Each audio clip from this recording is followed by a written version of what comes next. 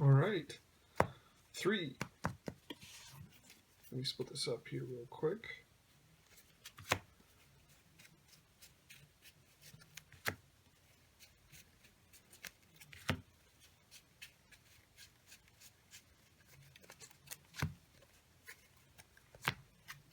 All right, 3, 2, 1.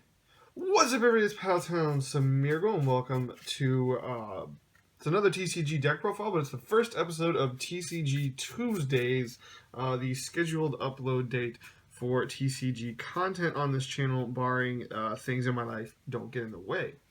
This is going to be a Breakpoint deck profile. I haven't gotten much of Generations, so a lot of my stuff isn't going to be having Generations in the future. Just going to be doing some Breakpoint stuff. This is a different look at a deck that I had already uploaded on this channel, and that deck profile was Mega Scizor EX. This is just regular Scizor EX. And so we're going to look through that because I think this deck's actually easier to play, it's easier to set up, and it's just as fun. Because the same basic principle applies, but it's not as hard to get going as Mega Scizor. So, to start things off, we have 4 copies of Scizor EX. He is the powerhouse, the main attacker of this deck. Can just hits for 110 with Gale Thrust if he comes off the bench, or he hits for 20 with Steel Wing and prevents the next 20 damage done to him. We play Fighting Fury Belt in this deck, so Gale Thrust is hitting for 120, and his HP is hitting 210. So you're 10 HP less than Mega Scizor with 1 less card required for setup. So I think it's a little bit easier to play. For our secondary, one of our secondary attackers in this deck is 2 copies of Aegis EX. Mainly there for Mighty Shield, but Slash Blast can do a lot of work in this deck. The last 2 EXs we play are 2 copies of Shaman EX for setup and draw power. The non-EX Pokemon we play are a 3/3 line of Bronzor, Bronzong. Choosing to play this Bronzor because of its 1 retreat cost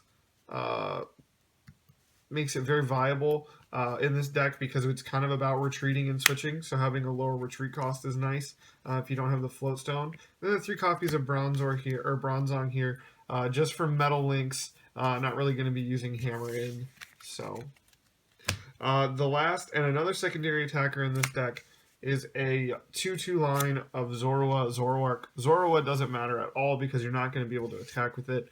But Zoroark here for stand-in and Floatstone Retreat and Mind Jack to hit for big numbers. So it's a pretty nice secondary attacker in this deck. For supporters, we're playing a relatively small supporter line, but each one... Oh my goodness, I'm so sorry. But each one has its place. We have 4 Professor Sycamore here. It's the best draw supporter in Standard right now, so you're going to play it.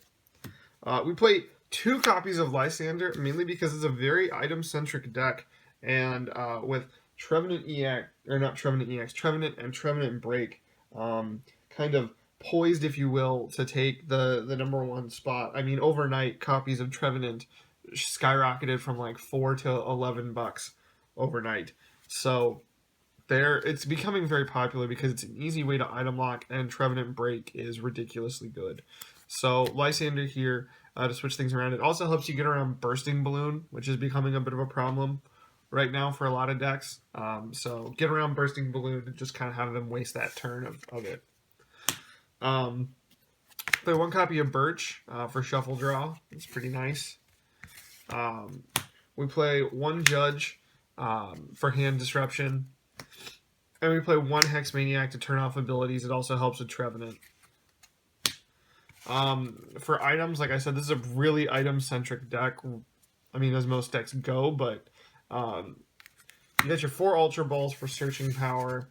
You've got your 4 Versus Seekers to get your supporters back. It's really important if you've Lysandered up something that isn't a Trevenant, and you've got the Versus Seeker in your hand, you probably want to spend that Versus Seeker while you can, get the Lysander back. But yeah. Mainly because we are playing 3 copies of Fighting Spirit Belt to help us hit for bigger numbers and hit like Mega Scizor EX. We're also playing 3 copies of Trainer's Mail to dig for our Fighting Spirit Belts and our other items and supporters. we're playing 3 max potions because of being able to. You can either stand and retreat with Zoroark, or you can detach the energy from your Scizor to retreat, and then max potion it off, and Metal Links it back on, which can be very nice. 2 copies of Floatstone for our Zoroarks or our Bronzongs, depending on where we're at in the game, and 2 copies of Battle Compressor to get our Metal Energy in the discard pile.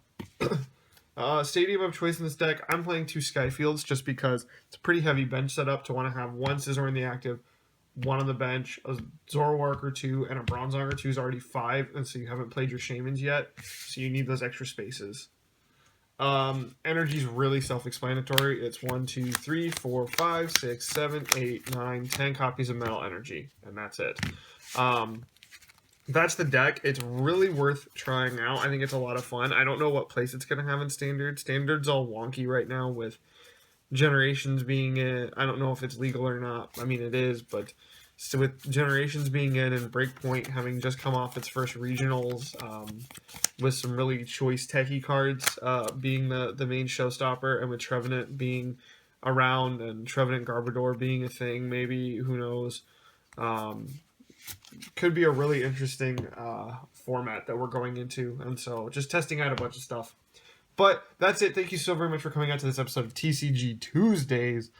Make sure you like, comment, and subscribe to stay up to date on everything. With all that being said, this is Pallet Town Smeargle signing out.